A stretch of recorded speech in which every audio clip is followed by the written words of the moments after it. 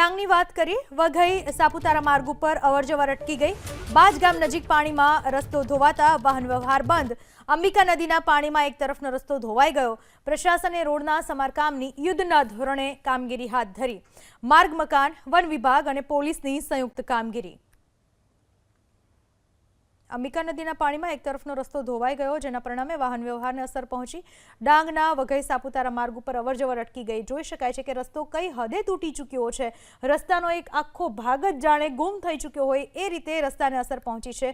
બાજ ગામ પાસેની આ ઘટના છે। પાણીમાં આખો રસ્તો ધોવાઈ ગયો, વાહન વ્યવહાર સંપૂર્ણપણે બંધ। રસ્તાની જગ્યાએ પાણીનું સામ્રાજ્ય છવાઈ ચૂક્યું છે। પ્રશાસને રોડના સમારકામની કામગીરી યુદ્ધના ધોરણે શરૂ કરી છે। ડાંગની વાત કરીએ, વઘઈ સાપુતારા માર્ગ ઉપર અવરજવર અટકી ગઈ। બાજ ગામ નજીક પાણીમાં રસ્તો ધોવાતા વાહન વ્યવહાર બંધ। અંબિકા નદીના પાણીમાં એક તરફનો રસ્તો ધોવાઈ ગયો। પ્રશાસને રોડના સમારકામની યુદ્ધના ધોરણે કામગીરી હાથ ધરી। માર્ગ મકાન, વન વિભાગ અને પોલીસની સંયુક્ત કામગીરી।